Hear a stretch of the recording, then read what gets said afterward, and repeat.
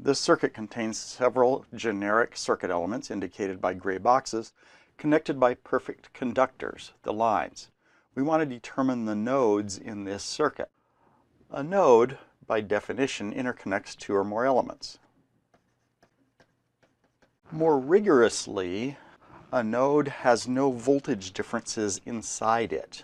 So if I create an enclosed surface that has a single voltage inside it,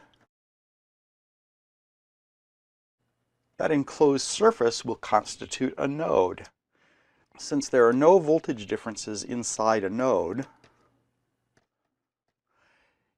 in general, nodes will not contain circuit elements except for perfect conductors.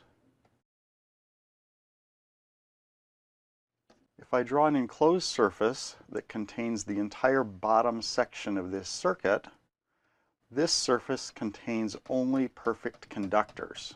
That means there are no voltage differences inside that surface. Since there's no voltage differences inside that surface, that entire section is a node, which is going to connect this element at this point here to this element, to this element, to this element. Likewise, this enclosed surface here is also a node. There's only perfect conductors inside of it, and it connects this element with this element.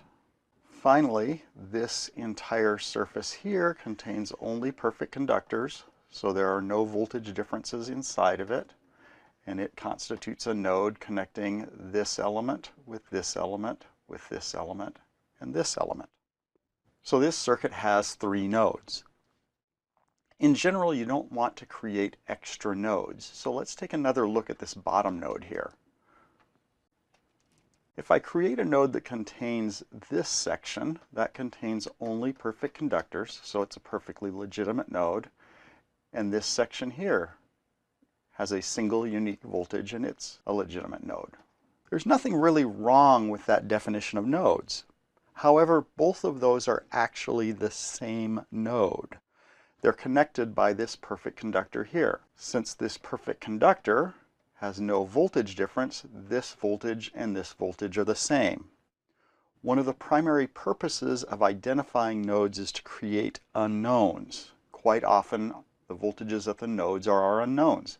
So if I create an unknown voltage VA here and an unknown voltage VB here, there's a constraint that relates these two, so that VA is the same as VB.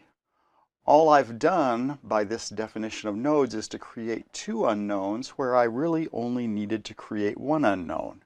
It causes extra work and it doesn't get you anything, and there's a possibility of an error if you forget to write that constraint equation.